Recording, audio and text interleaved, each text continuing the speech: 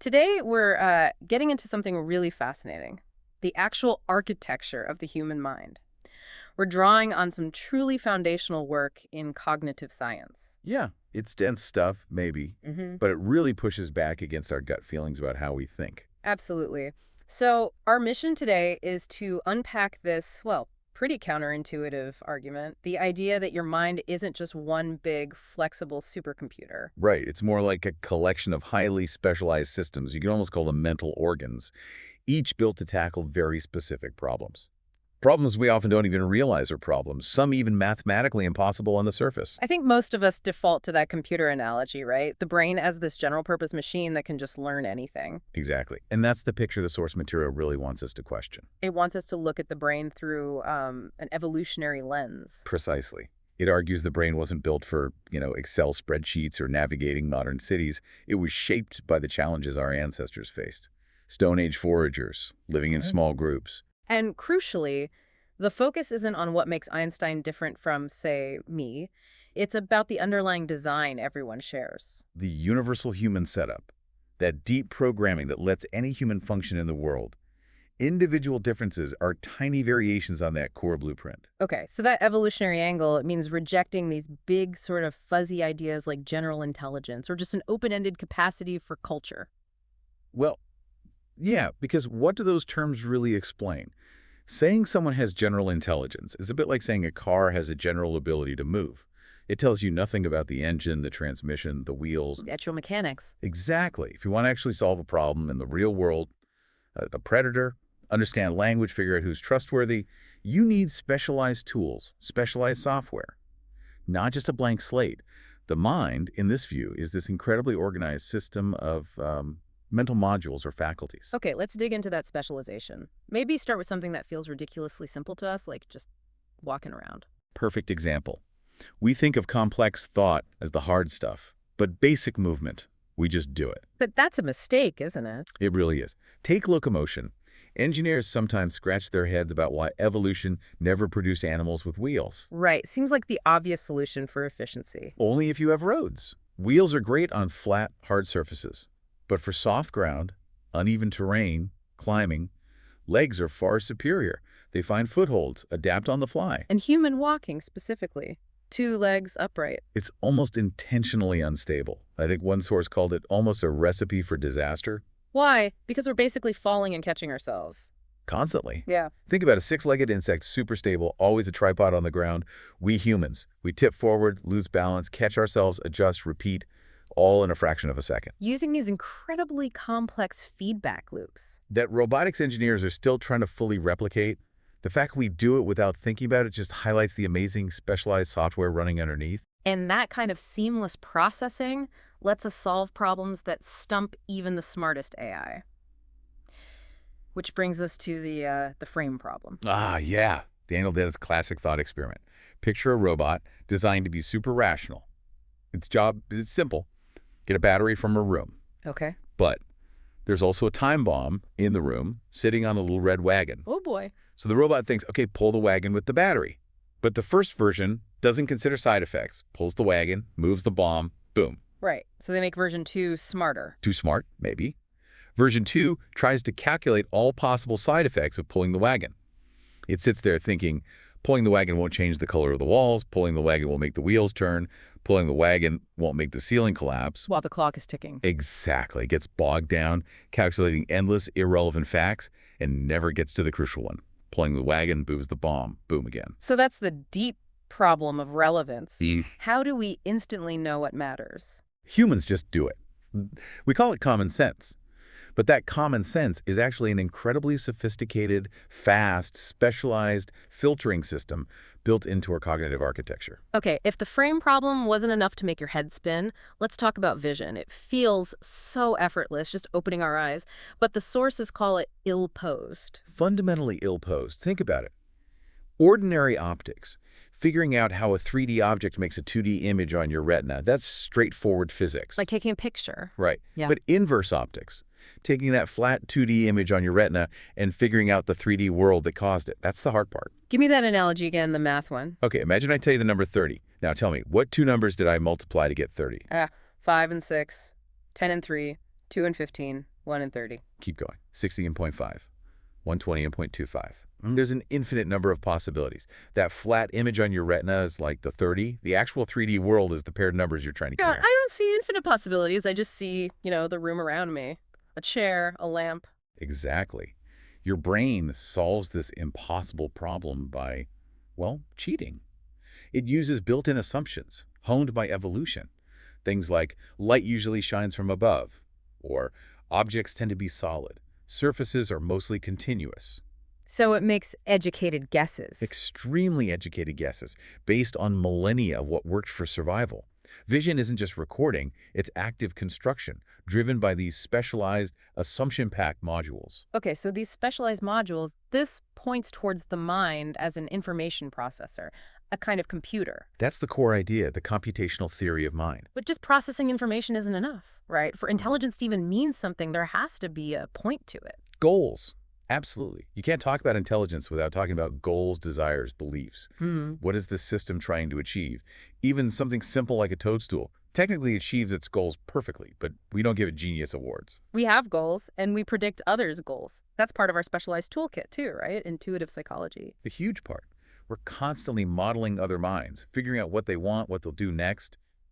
That's how we navigate the social world. And doing all this requires abstract representation. I like the example about learning a really weird, fancy typeface. Oh yeah, that's a good one. So you struggle for maybe a few minutes to read a word, let's say elk, written in some super ornate script. Right, slow going at first. But once you've deciphered it, the next time you see elk in that same crazy font, all your knowledge about elk's mammal, antlers, lives in forests, is instantly available. Because the knowledge isn't tied to the shape of the letters on the page. Exactly. It's linked to an abstract mental concept of elk, which doesn't care if it's spoken, written in Times New Roman, or scrawled in that fancy font.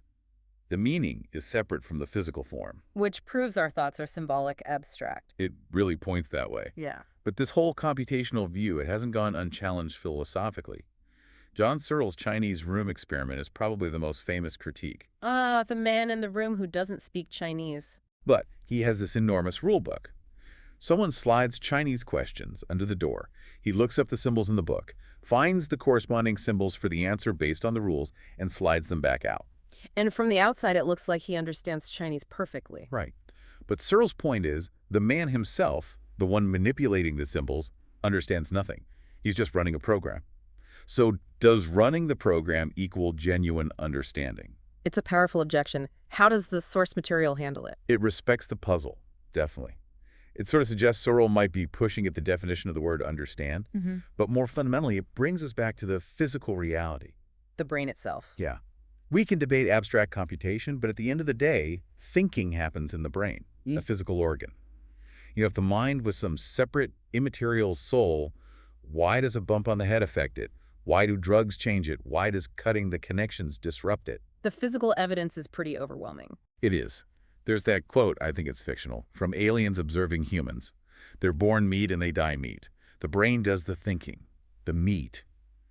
It sounds blunt, but it captures that the mind's incredible complexity is matched by the brain's physical complexity.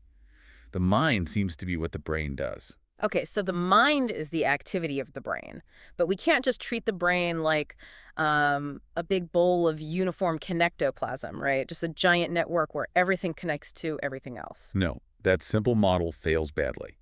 Simple associationist networks just linking things that occur together crash and burn on at least two key human abilities. What's the first one? Individuals. If you just associate features, how do you tell identical twins apart? They share all the same features. An associationist network would essentially merge them into one representation. Which clearly isn't what we do. We know they're two distinct people. Exactly. We track individuals. The second failure is compositionality. Our thoughts are built from pieces, like sentences are built from words. Meaning we can combine concepts in endless ways. Right. Think about baby eats slug versus slug eats baby. Totally different meanings using the same concepts. Right. If you needed a separate dedicated brain node for every single possible thought or sentence meaning. You'd run out of brain cells pretty fast. Astronomically fast. It's called a combinatorial explosion. There are just too many possible combinations. You couldn't possibly store them all individually. So thoughts must be assembled on the fly from reusable concepts.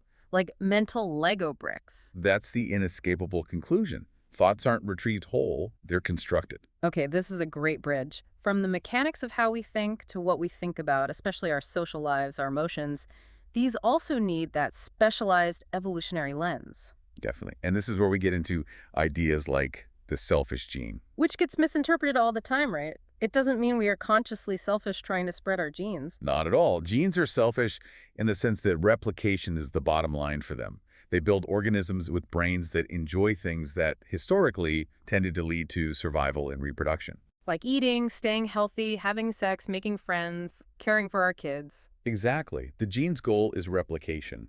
Our goal is finding pleasure, avoiding pain, seeking connection, based on the machinery the genes built. And that difference, the gene's goal versus the organism's goal, is crucial for understanding things like altruism. Absolutely. It leads to that fantastic line. Sometimes the most selfish thing a gene can do is to build a selfless brain. Helping others, building alliances, being trustworthy, these things paid off for gene survival in our ancestral social environment. Okay, so that explains cooperation. But what about really strong, sometimes irrational seeming emotions? Anger, love, honor. The sources call these paradoxical tactics. Yeah, this is fascinating. Think about high-stakes social games. Negotiation, conflict, deterring rivals. Pure, cold rationality isn't always the winning strategy. How so?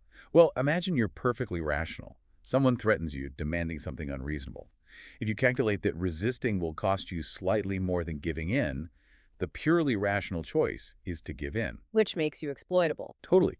But now imagine you have a reputation for being hot-headed, driven by a sense of honor. You're known to figuratively explode if pushed too far, even if it hurts you. Then your threat to resist, even if costly, becomes believable. Exactly.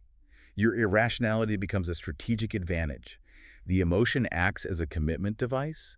It guarantees you won't back down, making you unextortable. Think of it like a doomsday machine.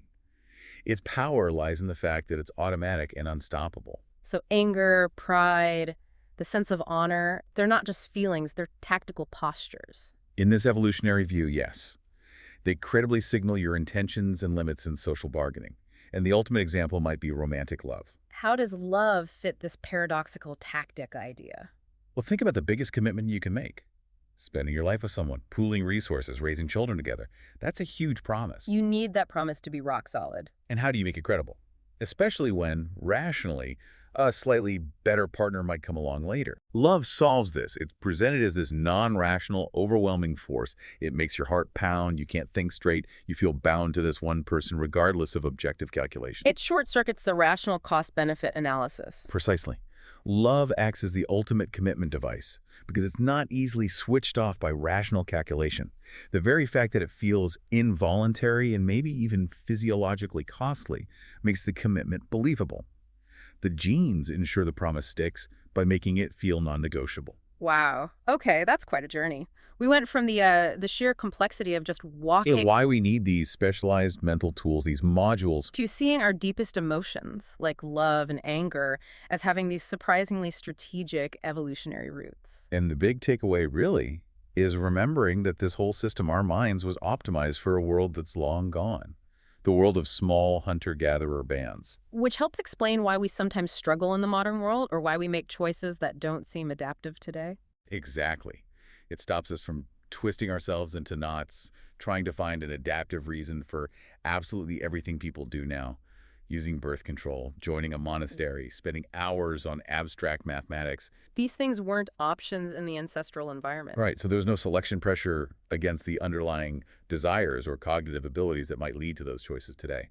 Our basic operating system is Stone Age, but we're running modern software on it, so to speak. But, okay, after all this incredible unpacking of the mind's machinery, how we see, how we move, how we reason, how we love, there's still one giant elephant in the room, isn't there? The hard problem. Consciousness.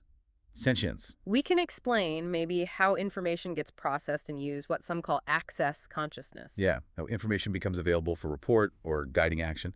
We can map the mechanisms, but the subjective feeling, what it's actually like to see red or feel pain or experience joy, That raw experience. that remains utterly mysterious from a purely mechanical perspective. Which leads to thought experiments like the philosophical zombie. Right? Could you, theoretically, build an android that acts exactly like a human?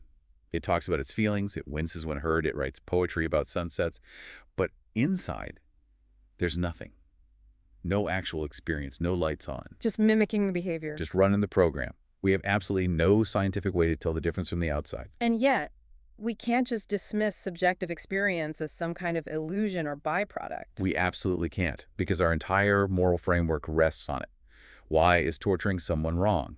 Because we believe they feel pain. Why is disabling a person considered so harmful? Because we assume there is a conscious being experiencing that loss. So understanding sentience isn't just an academic puzzle. It's fundamental. It underpins our ethics, our laws, our sense of meaning. It's the ultimate why behind the how of the mind we've been exploring. So maybe the final thought for you listening is this. If you encountered a perfect philosophical zombie, indistinguishable from a human in every way, could you ever truly know if it deserved moral consideration? How would you decide?